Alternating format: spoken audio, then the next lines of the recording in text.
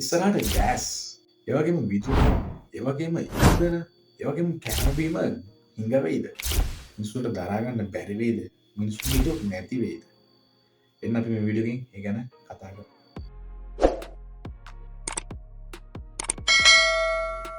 Hello ආයුබෝවන්, ඒ වගේ ඉතින් ඔබ සියලු දෙනා මගේ YouTube නාලිකාවට සාදරයෙන් පිළිගන්නවා. ඉතින් මම අද මේ වීඩියෝ එකෙන් කතා කරන්න බලාපොරොත්තු වෙනවා මේ බලපාලා තියෙන ලෝක අර්බුදය ශ්‍රී ලංකාවට කොහොම බලපානවද සහ දැන් පැය කිහිපයකට පෙර කියන්තැන් පැයකට වගේ උඩදී ඉන්ධන මිල රුපියල් 60ත් රුපියල් 100ක් වගේ මුදලකින් ඉහළ ගියා සියලුම ඉන්ධන වර්ගවල මට මතක විදිහට මට හරියට මතක නැහැ. ඉතින් මේ යන විදිහට ගියොත් ඉස්සරහට ශ්‍රී ලංකාවට වගේම ලෝකෙට මොන වගේ වෙයිද සහ අපි මේවා වෙනුවෙන් ඉස්සරහට මොන වගේ දේවල්ද කරන්න ඕන සහ අපි මේවට මුහුණ දෙන්නේ කොහොමද කියලා මම මේ කතා කරනවා. සහ අනිවාර්යයෙන්ම මේ YouTube නාලිකාව subscribe කරලා තියාගන්න. මම ගොඩක් වැදගත් දේවල් වලට මේ YouTube නාලිකාව හරහා ඉස්සරහට කියන්න බලාපොරොත්තු වෙනවා. අපි ඉස්සරහම කතා කරමු මේ ජොබ් එක නැතිවන දේ පිළිබඳව. ඉතින් මේ ලෝකයට වගේම ශ්‍රී ලංකාවට වගේම මේ ලෝකෙටම බලපාලා තියෙන මේ යුද්ධමය තත්ත්වය. ශ්‍රී ලංකාවට නම් යුද්ධමය තත්ත්වය බලපාලා නැහැ. ඒ වුණාට මැද පෙරදිග මේ දවස්වල සිදුවෙමින් පවතින යුද්ධමය තත්ත්වය හේතුවෙන් ශ්‍රී ලංකාවට යම්කිසි සීමාවක් යටතේ දැනටමත් තෙල් එහෙම නැත්නම් ඉන්ධන මිලදී ගන්න වෙලා තියෙනවා. ඉතින් පැය කිහිපයකට පෙර ඉන්ධන මිල 20කින් වගේ ඉහළ ගියා. ඊට වැඩි ප්‍රමාණයක් හෝ අඩු 15-30ක් අතර ප්‍රමාණයක් මට මතක විදිහට නම් වැඩි ලෙස ඉන්ධනත් ඉහළ යනවා ලෝක වෙළඳ පොලේ වගේම ශ්‍රී ලංකාවේ. ඉතින් මේ ඉන්ධන ඉහළ යාම ප්‍රශ්නය මේ රැකියාවලට ගොඩක් බලපානවා. හේතුව විදිහට ගත්තොත් මොකද ට්‍රාන්ස්පෝර්ට් ගොඩක් කට්ටියගේ අවහිර වෙනවා. දැනටම රජය හොඳ තීරණයක් ගන්න තියෙනවා.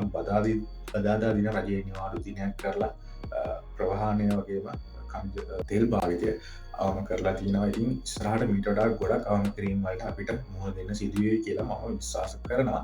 ඉතින් මෙන්න මේ ජොබ් නැතිවීම පිළිබඳව ජොබ් නැති වෙන්නේ නැති වෙයි ගොඩක් දුරට ඒ වුණාට වැඩ කරන තියෙන කාලය ගොඩක් දුරට අඩු වෙයි. ඉතින් ඔයාලා දන්නවා වැඩ කරන තියෙන කාලය අඩු වුණොත් රජයේ සේවය ගන්නට ගොඩක් බලපාන නැති වෙනවාට ප්‍රයිවට් පෞද්ගලික සේවයේ නිරත වෙන අයට අනිවාර්යයෙන්ම මේක ගොඩක් බලපායි. මොකද OT වගේ දේවල් ඇඩ් වෙන්නේ නැහැ අමතර ඔයාලගේ පඩියට. මේ මොකද මේ ඔයාලගේ කාර්යභාරයෙන් සීමා කරන්න සිදුවුණොත් අනිවාර්යයෙන්ම මේ ඔයාලගේ පඩි අඩුවීම සහ සමහර විට ජොබ් නැති වෙන්න තියෙනවා ඉඩ තියෙනවා. ඉතින් අනවශ්‍ය බියක් ඇති කරගන්න ඕනේ නැහැ.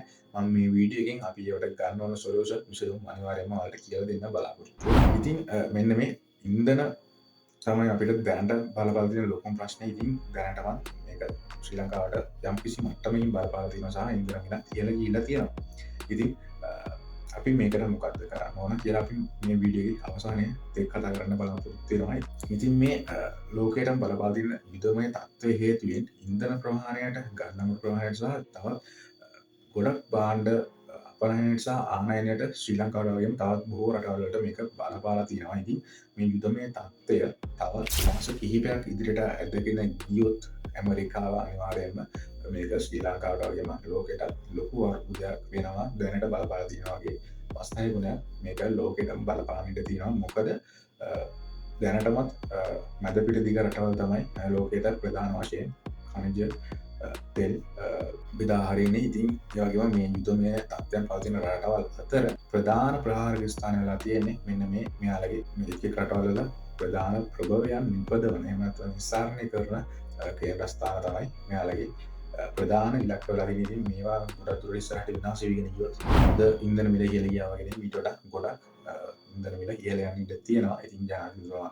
ප්‍රවෘත්ති සාකච්ඡාවක් තියලා විශේෂ ප්‍රකාශයක් කළා ඉන්ධන මිල ඉහළ යන්න ඉඩ තියෙනවා කියලා. ඉතින් ඒක ඔන්න අද රාත්‍රියේ උදා වුණා. දැන් වෙලාව පාන්දර 12 වගේ වෙලා තියෙන. ඉතින් මම ඒ නිවුස් එකත් එක්කම තමයි මම මේ වීඩියෝ කරන්න බලාපොරොත්තු වෙන්නේ. මම මේක කලින් ඉඳන්ම කරන්න බලාපොරොත්තු වෙන හිටපු වීඩියෝ එකක් වුණාට මම හිතුවේ ඉච්චරක් මට කලින් තේර වල මිල ඉහළ යයි කියලා. ඉතින් අපි මේකට මොකද කරන්න ඕන? ඉතින් දැන්ටම රජය මම කලින් කිව්වා වගේ හොඳ තීරණයක් කරන් තිනවා. බදාදා දින නිවාඩු දිනයක් කරලා කනිජ තෙල් භාවිතය සීමා කරන්න සහ යම් කිසි සීමාවක් යටතේ තමයි පාරිභෝගික යන කනිජ තෙල් මිලදී ගන්න වෙලා තියෙන්නේ. ඉතින් අපි මේකට මොකක්ද කරන්න ඕන කියලා හිතුවත් ඉතින් අපි දැන් ඉඳන්ම මේ ඔයාලා වෙනකට රුපියල් 1000ක් වගේ දවසට වියදම් කරා නම් එක්කෙනෙක්ට සිද්ධ වෙනවා මම මේ ඉස්සරහට ඔයාලට කිසි ඉගෙන සාමාන්‍යයෙන් 150ක් වගේ ප්‍රශ්න අඩුවෙන් ඉස්සරහට ජීවත් වෙන්න ඕන නම් අනිවාර්යයෙන්ම ඔයාලට දැම්ම යම්කිසි සීමාවක් යටතේ ඔයාලා පෞද්ගලිකවම වෙන කවුරුත් කරනවට කියනවට නෙමෙයි රජයෙන් කරනවට කරන බලාගෙන ඉන්න එපා. ඔයාලා යම්කිසි සීමාවක් යටතේ මම හිතනවා භාණ්ඩ හා කනිජ තෙල් ඒ වගේම විදුලිය සහ තවත් ඔයාලට අත්‍යවශ්‍ය තියෙන දේවල් අනිවාර්යයෙන්ම 125කින්වත් අඩු කරගෙන දැන් මේ ධම්ම ජීවත් වෙන්න ගත්තොත් හොඳයි. මොකද ඔයාලට ඉස්සරහට මේවා පාවිච්චි කරන්න අවස්ථා බොහෝ දුරට එන්න ඉඩ තියෙනවා. මේ යුද්ධමය තත්ත්වය ඉස්සරහට තවත් ඇදගෙන ගියොත් බොහෝ දුරට මේ අප්‍රේල් උත්සව සමය නිසා මෙන්න මේ කනිජ තෙල් සහ විදුලිය යන ගොඩක් දේවල් වැඩි වශයෙන් භාවිතා වෙනවා. ගෑසුත් එහෙම තමයි මේ උත්සව සමය ඉස්සරහට එන්න තියෙන. තව දවස් 10 20ක විතර තමයි අප්‍රේල් මාසය පටන් ගත්තත් වගේම අපේ උත්සව සමය ආරම්භ වෙනවා. ඉතින් ඒකට ගොඩක් කටේ ගමන් බිමන් යන්න ගොඩක් නිෂ්පාදන සහ වෙනදට වඩා සෑහෙන ශීඝ්‍රතාවයකින් නිෂ්පාදන කටයුතු වෙන මාසයක් තමයි අප්‍රේල් කියන්නේ. ඉතින් මෙන්න මේ මාසවල සිදුවන ගොඩක් නිෂ්පාදන කටයුතු සඳහා සමහර විට මෙන්න මේවා කියපු ප්‍රභවයන් හිඟවීමට ගොඩක් ඉඩ තියෙනවා. මොකද රජයට සල්ලි තිබ්බත් අර මැද පිටින්දක යුද්ධමය තත්ත්වය හේතුවෙන් ප්‍රවාහනයට කියන්නේ නැව් ශිප්මන්ට් පරක්කු වෙන්න ඉඩ තියෙනවා. ඒ වගේම සමහර විට ඉන්න නැති වෙන්නත් පුළුවන්. මොකද මේ යුද්ධමය තත්ත්වය තාමත් හරියට කොයි පැත්තටද දොගල්නේ වෙන්නේ කියලා අපිට හිතා ගන්න බැරි වෙන්නේ. ගොඩක් දුරට මේක තව දෙයක් කියලා තමයි මට නම් හිතෙන්නේ. ඉතින් මම මේ කියපු සීමාව යටතේ අනිවාර්යයෙන්ම ඔයාලට කටයුතු කරන්න වෙනවා. අඩුම ඔයාලා වෙනදට දවසකට රුපියල් 1000ක් වගේ වියදම් කරා නම් අනිවාර්යයෙන්ම දවසකට රුපියල් 750කින් වගේ දැන් ඔයාලා සීමා වෙන්න පුළුවන් වුණොත් ඔයාලා ඉස්සරහට යම්කිසි මට්ටමකින් ඔයාලට තියෙන අර බර අඩු කරගන්න පුළුවන් වෙයි කියලා මම හිතනවා. අනිවාර්යයෙන්ම ඔයාලා ගෑස් සහ විදුලි චුට්ටක් අරබිලි මැස්මින් භාවිතා කරන්න. දවල්ට එහෙම ලයිට් අරගෙන දාලා දිනනවා නම් වැඩ කරන දේවල් වල යූස් කරනවා නම් ඒවා අරබිලි මැස්මින් භාවිතා කළොත් ඔයාලට තමයි ඉදිරියට හොඳක් වෙන්න. මොකද සමහර විට මේ උත්සව සමයෙන් පස්සේ work from home සංකල්පය එන්න තියෙනවා ගොඩක් දුරට. දැන් දවසක් නිවාඩු දුන්නාට ඉස්සරහට සමහර විට දවස් 2ක් 3ක් වගේ වෙන්නත් පුළුවන්. මොකද මේ පවතින තත්ත්වයේ හේතුවෙන් සහ සමහර විට අපිට විදුලි කප්පාදු වලටත් මුහුණ දෙන්නට සිදුවේවි ඉස්සරහට. මොකද විදුලිය නිපදවන්නේ අර මම කලින් කිව්වා වගේම මෙන්න මේ කනිජ තෙල් සහ ගල්අඟුරු භාවිතයෙන් ජල විදුලියට අමතරව ඉතින් සමහර විට මේ විදුලි කප්පාදු වලට අපිට සමහර විට දවසකට පැය දෙකක් හෝ සතියකට පැය දෙකක් තුනක් සමහර විට විදුලි කප්පාදු වල මුහුණ දෙන්න වෙයි. මම මේවා වෙනවට කියනවා නෙවෙයි. මට මම කියන්නේ මේවා ඉස්සරහට වෙන්න තියෙන සම්භාවිතාව දැනටමත් බොහෝමයක් වැඩි 50%කට වඩා වැඩි වෙලා තියෙනවා කියලා මම හිතනවා. මොකද දැන් මේ යන තත්ත්වයේ අපිට පේනවා ඉතින් රජයට සල්ලි තිබ්බත් සමහර දේවල් අපිට මිලදී ගන්න හැකියාවක් තිබුණත් අර යුද්ධමය තත්ත්වයේදී එන්න ඩිලේ වෙන නිසා කියලා තියෙනවා කියන්නේ වෙන්න පුළුවන්. සහ ආහාර පාන නම් මං හිතන්නේ අඟහිග වෙයි කියලා මට සමහර විට මිල ඉහළ යන ඉඩ තියෙනවා. සහ අදින් පස්සේ එහෙම කියන්නේ දැන් 12 කියන්නේ අද 21යි පාන්දර 12 අහුවෙලා මං හිතන්නේ දැන් 21යි කියන්නේ අදින් පස්සේ සමහර විට ආහාර පාන වල මිල ඉහළ යාමක් වෙන්න පුළුවන්. මොකද ඩීසල් පෙට්‍රල් ඩීසල් වලින් තමයි ඒවා ප්‍රවාහනය වෙන්නේ. සමහර සමාගම් වල නිෂ්පාදන කටයුතු වෙන්නේ ඉන්ධන මගින්. ඉතින් ගොඩක් දුරට සමහර විට පොඩි ප්‍රමාණයකින් ඉහළ යන ඉඩ තියෙනවා.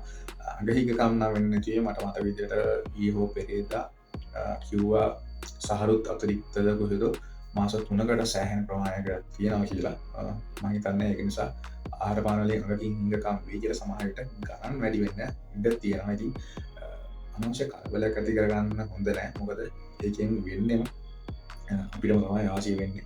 ඔයාලා අනවශ්‍ය විදිහට තෝරස් කරගන්න එහෙම ගියොත් ඒක ඔයාලටමයි අවාසි වෙන්නේ. මොකද රජයෙන් දැනටම දැඩි නීති පනවලා තියෙනවා මේ අනවශ්‍ය වශයෙන් අනවශ්‍ය විදිහට තෝරස් කරගන්න එකට.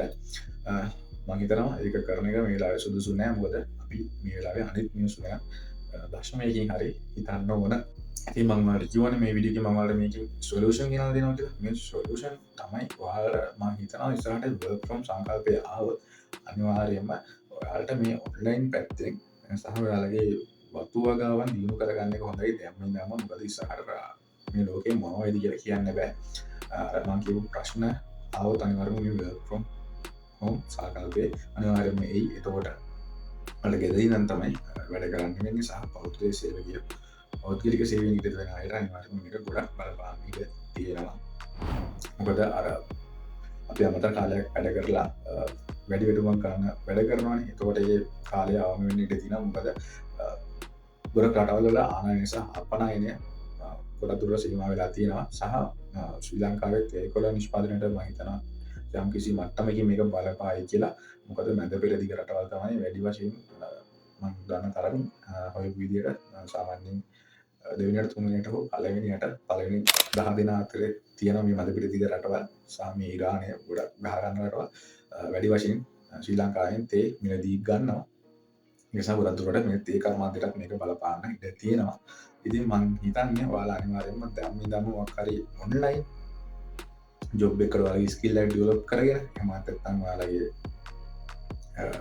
වගාවක් දිනු කරගෙන ගෙදර තියෙන වගාවක් දිනු කරගෙන ඉතින් ඔයාලා දවසක් ඔයාලගේ දැන් රජින් මංගිලාරින්ට බදාදා අනිවාර්යනේ ඒ වගේ දවසක් අරගෙන ඔයාලා මම හිතනවා දැම්ම දෙවියවතු වගාවකට වගේ ඉතුරු වුණොත් හොඳයි. සහ ඔයාලට තියෙන අමතර කාලය යොදවලා සුට්ටක් ඔන්ලයින් පැත්තේ එහෙම නැත්නම් FB Facebook YouTube TikTok වලට දැන් ලංකාවට මුදල් උපයන්න තාම බෑ හරියට මිල වශයෙන් අර මොන්ටේෂන් වල කියන එක තාම බෑ මම දන්න තරමින් Facebook සහ YouTube වල අපිට දැනටම විශාල වශයෙන් මුදල් උපයන්න පුළුවන් හරියට කරොත්. ඉතින් මම හිතනවා ඔයාලට අනිවාර්යයෙන්ම මේවා ඉගෙන ගන්න පුළුවන්. YouTube වල උන් තරම් මම ක්‍රියේටර්ස්ලා දාලා තියෙනවා. ඉතින් YouTube කරා Facebook කරා කොහොමද මුදල් උපයන්න කියලා. ඉතින් මම හිතනවා ඔයාලා දැන් මේවම පටන් ගත්තොත් හොඳයි. මොකද යාලට ලංකාවට මේ වගේ තත්ත්වයකට මුහුණ දෙන්න උනොත් ඒ දවස් වල ඔයාලට මේවා අනිවාර්යයෙන්ම වටි ඒ වගේ රීච් එක අනිවාර්යයෙන්ම ඔයාලට ගොඩක් වටි. ඉතින් මම හිතනවා දැන් ඔයාලා YouTube Facebook සහ ඔන්ලයින් හරහා මොකක් හරි ෆ්‍රීලාන්සර් ජොබ් එකක් දැන්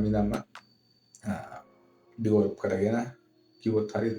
නෑ පුරුදු වීගෙන හුරු වීගෙන කිව්වොත් හොඳයි කියලා. ඒතකොට ඔයාලට අමතර ආදායමක් දැන් ඉඳන්ම උපයන්න පුළුවන් නිසා මම අර කලින් කිව්වා වගේ ඔයාලට සෝෂල් මීඩියා account වල රීච් එක ඉස්සරහට ගොඩක් වටි. මොකද ඔන්ලයින් මුදල් උපයන්න සහ ඔයාලගේ බිස්නස් ප්‍රවර්ධනය කරගන්න මම හිතනවා අනිවාර්යයෙන්ම ඔයාලා ඒ වගේ පැත්තකට දැන් ඉඳන්ම යොමු වුණොත් හොඳයි කියලා. මම ඔයාලට උදාහරණ ටිකක් දෙන්නම්. Fiverr ඒ වගේම AdSense Adstera මොනිටර් ඇඩ්සලා හරහා සාමාන්‍ය මුදල් උපයන්න ගොඩක් දුරට ලේසි කියන්න බෑ. ගොඩක් කට්ටිය මුදල් උපයනවා. මම රෙකමන්ඩ් කරනවා ශාමෝත් ෆයර්ස් කියලා අයියා කෙනෙක් ඉන්නවා. ඒ අයියා දැන්ටමත් වීඩියෝස් ගොඩක් දාලා තියෙනවා. මම හිතන්නේ වීඩියෝස් 200 300 රෙඩි දාලා තියෙන මේ මොනිටර් ඇඩ්සලා හරහා මුදල් උපයන විදිය. ඉතින් ඔයාලට පුළුවන් ඒවා බලලා අයිඩියා ගන්න. ගොඩක් දුරට ඔයාලා ෆ්‍රීලාන්සර් පැත්තට දැන් ඉඳන්ම යොමු වුණොත් හොඳයි කියලා මම හිතනවා. මොකද ඉස්සරහට මේ මුහුණ දෙන්න තියෙන අරුබුදය කිව්වොත් මම නිවැරදි. ගොඩ දුරට මේක වෙන්න ඉඩ තියෙනවා. මම කියන්නේ වෙනවම කියලා නෙමෙයි උනට වෙන්න ඉඩ තියෙනවා. මම ඉතින් මේක අනිම කියලා දීපොත් හොඳයි කියලා හිතුවා. මම මේක ප්‍රයෝග කරන්න හිටියේ දවස් දෙකකට තුනකට කලින්. උනට අද ගෑස් මිල නෙවෙයි තෙල් මිල ඉහළ ගියපු නිසා මම හිතුවා දැම්මකවත් මේක හොඳයි කියලා. ඉතින් අපි බලමු ඉස්සරහට මොනවද කියලා. ඉතින් මම තවත් අප්ඩේට්ස් කියන බලාපොරොත්තු වෙනවා. මම ඔයාලට දුන්නා විශේෂයෙන් තමයි කලින් වගේ යෝතෝගාවට යොමු වුණොත් එහෙමත් නැත්නම් ෆ්‍රීලාන්සර් පැත්තේ ජොබ් එකකට හුරු වුණොත් හොඳයි කියලා ඔයාලට පුළුවන් Fiverr eBay Fiverr නැත්නම් e-selling වගේ වලට යන්න. ගොඩක් ජොබ් තියෙනවා. ඔයාලට YouTube එකේ Facebook එකේ TikTok එකේ වුණා සර්ච් කරලා ඔයාලට ඕන තරම් හොයන්න පුළුවන්. දවසට රුපියල් 1000ක් හරි දාම හරි හොයා ගන්න පුළුවන් ජොබ් ඕන තරම් තියෙනවා. ඉතින් අපි බලමු ඉස්සරහට මොනවද කියලා. ඉතින් මම හිතනවා මම කියපු දේවල් තේරෙන්නේ නැති කියලා. මම සබස්ක්‍රයිබ් නැත්නම් සබස්ක්‍රයිබ් කරලා තියාගන්න. ඉදිරියේදී අලුත් වීඩියෝ එකක් අන්වෙමු. එහෙනම් අදට ගිහින් මම salidu.com නෙවෙයි salidu.com තමයි මම ඉදිරියේ මාෂා